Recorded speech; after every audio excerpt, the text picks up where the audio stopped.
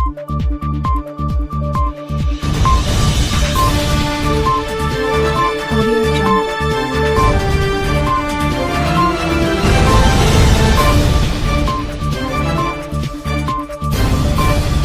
Jungle.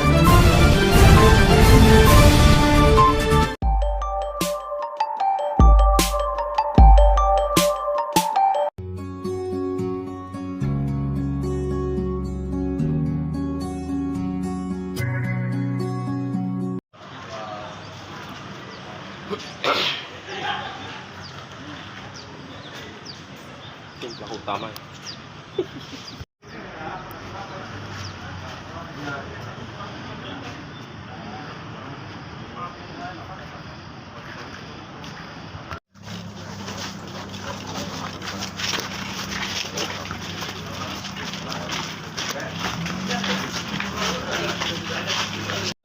Selamat siang, rekan sekalian. Hari ini kami merilis ungkapan kasus kejadian pencurian kekerasan yang terjadi di wilayah hukum Polres Indramayu, tepatnya kejadian TKP di salah satu minimarket yang ada di wilayah Kecamatan Kebuswetan. Jadi berawal informasi yang kami dapatkan bahwa telah terjadi, yang pertama adalah percobaan pencurian dengan kekerasan yang terjadi di salah satu minimarket yang ada di Kecamatan Gantar. Dan selanjutnya kami juga mendapatkan informasi bahwa telah terjadi pencurian dengan kekerasan yang terjadi juga di salah satu minimarket yang ada di Kecamatan Kebuswetan. Selanjutnya kami mendatangi TKP dan melakukan identifikasi terhadap pelaku. Diduga kejadian yang terjadi di minimarket yang ada di Kebuswetan dan juga di Gantar, pelakunya adalah pelaku yang sama. Ya, sekali lagi pelakunya adalah pelaku yang sama. Selanjutnya kami mengumpulkan alat bukti, ya, termasuk juga rekaman CCTV dan juga keterangan para saksi, ya.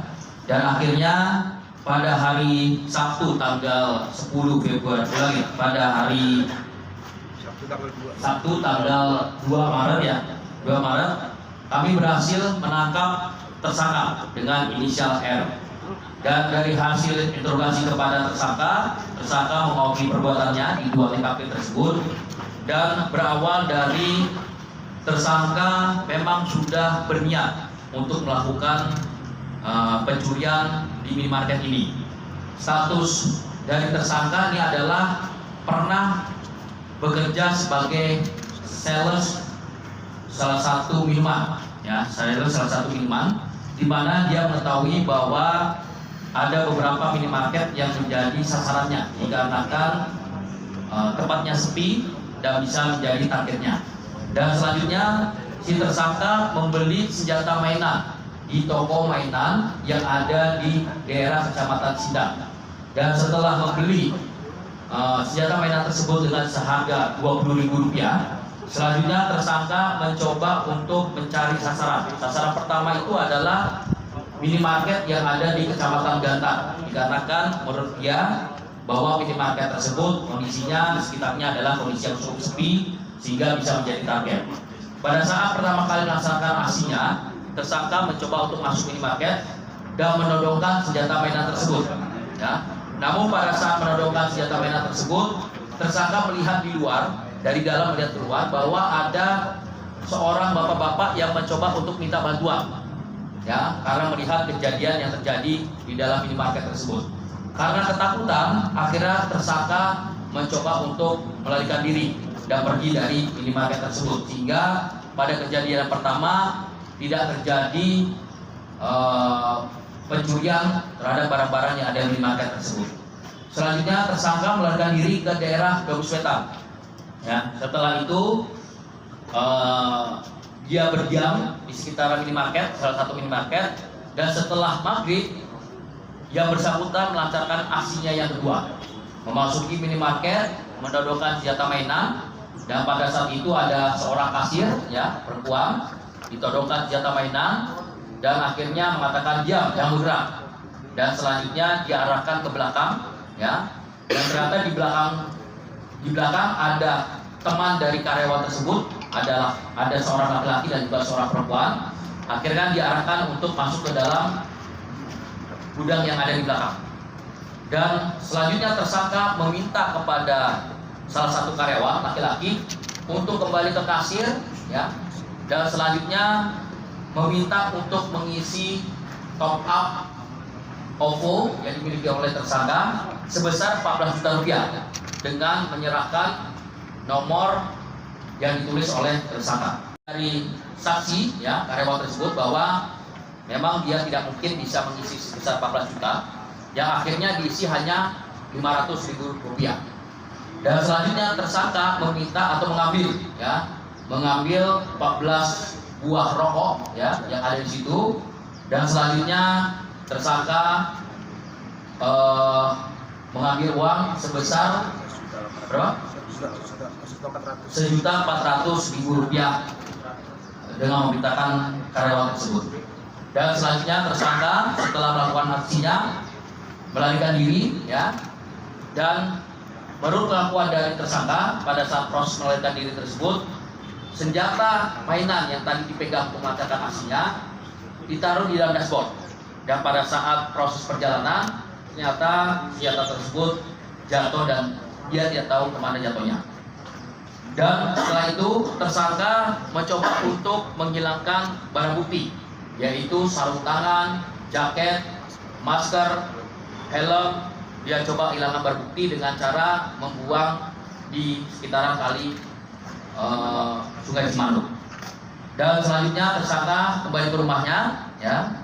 Dan besok harinya tersangka menjual rokok tadi yang sudah diambil dari minimarket tersebut, ya, sebanyak 14 buah ya, 14 buah rokok bungkus. Dan selanjutnya dijual seharga sekitar 427.000 rupiah, ya. Dan pada hari Sabtu, ya, sekali lagi tanggal 2 Maret 2024 keberadaan tersangka diketahui oleh tim kami. Selanjutnya tersangka berhasil kita tangkap. Namun dalam proses penangkapan tersangka berusaha untuk melarikan diri, ya, mencoba melawan petugas. Dan selanjutnya petugas kami memberikan tindakan tegas dan terukur kepada tersangka. Berdasarkan keterangan dari tersangka bahwa aksi yang dilakukan ini baru pada hari itu, ya. Dan tersangka setelah kita profiling memang saat ini bukan termasuk residivis. Namun berdasarkan keterangan dari tersangka bahwa tersangka motifnya adalah karena punya hutang piutang, ya, kaitannya dengan masalah pinjol, ya, termasuk juga memang ketagihan bermain trading atau bermain forex, sehingga akhirnya tersangka melakukan aksinya. Kepada tersangka akan kita kenakan pasal, ya, pasal 365 KUHP dengan ancaman pidana penjara paling lama 9 tahun penjara. Demikian rekan-rekan sekalian yang bisa kami sampaikan. Terima kasih. Dari saksi, ya, karyawan tersebut bahwa memang dia tidak mungkin bisa mengisi sebesar 14 juta, yang akhirnya diisi hanya 500.000 rupiah. Dan selanjutnya tersangka meminta atau mengambil 14 buah rokok, ya, yang ada di situ. Dan selanjutnya tersangka mengambil uang sebesar berapa? 1.400.000 rupiah dengan memintakan karyawan tersebut. Dan selanjutnya tersangka setelah melakukan aksinya melarikan diri, ya. Dan menurut pengakuan dari tersangka pada saat proses melarikan diri tersebut, senjata mainan yang tadi dipegang untuk melakukan aksinya ditaruh di dalam dashboard. Dan pada saat proses perjalanan ternyata senjata tersebut jatuh dan dia tidak tahu kemana jatuhnya. Dan setelah itu tersangka mencoba untuk menghilangkan barang bukti, yaitu sarung tangan, jaket, masker, helm. Dia coba hilangkan barang bukti dengan cara membuang di sekitaran kali Sungai Cimanuk. Dan selanjutnya tersangka kembali ke rumahnya, ya. Dan besok harinya tersangka menjual rokok tadi yang sudah diambil dari minimarket tersebut, ya, sebanyak 14 buah ya, 14 buah rokok bungkus. Dan selanjutnya dijual seharga sekitar 427.000 rupiah, ya. Dan pada hari Sabtu ya, sekali lagi tanggal 2 Maret 2024 keberadaan tersangka diketahui oleh tim kami. Selanjutnya tersangka berhasil kita tangkap. Namun dalam proses penangkapan tersangka berusaha untuk melarikan diri ya, mencoba melawan petugas, dan selanjutnya petugas kami memberikan tindakan tegas dan terukur kepada tersangka. Berdasarkan keterangan dari tersangka bahwa aksi yang dilakukan ini baru pada hari itu ya, dan tersangka setelah kita profiling memang saat ini bukan termasuk residivis. Namun berdasarkan keterangan dari tersangka bahwa tersangka motifnya adalah karena punya hutang piutang ya, kaitannya dengan masalah pinjol ya, termasuk juga memang ketagihan bermain trading atau bermain forex, sehingga akhirnya tersangka melakukan aksinya. Kepada tersangka akan kita kenakan pengenaan pasal ya, pasal 365 KUHP dengan ancaman pidana penjara paling lama 9 tahun penjara. Demikian rekan-rekan sekalian yang bisa kami sampaikan. Terima kasih. Jadi senjata yang digunakan itu adalah senjata mainan yang dibeli di toko mainan di Kecamatan Sindang seharga Rp20.000. Dan setelah kita lakukan pemeriksaan kepada tersangka, diketahui bahwa motifnya itu adalah karena yang bersangkutan terlilit hutang, karena yang bersangkutan sering melakukan pinjaman secara online dan juga ikut dalam trading atau forex tersebut, seperti itu. Ada penyekapan dulu dan sama apa penganiayaan kepada karyawan minimarket? Kalau penganiayaan tidak ada ya, tetapi ancaman dengan menggunakan senjata mainan tersebut memang ada ya pada saat melancarkan aksinya, seperti itu. Berapa total kerugiannya? Kerugian ini uang sebesar Rp1.800.000 ya, dan juga ada 14 bungkus rokok yang diambil oleh tersangka, dan juga ada pengisian top up OVO sebesar Rp500.000. Ada berapa lokasi? Ada 2 lokasi. Ya, lokasi pertama tidak sempat terjadi pencuriannya. Yang terjadi pencurian kekerasannya terjadi pada lokasi yang kedua, yaitu di Kecamatan Gabus Wetan.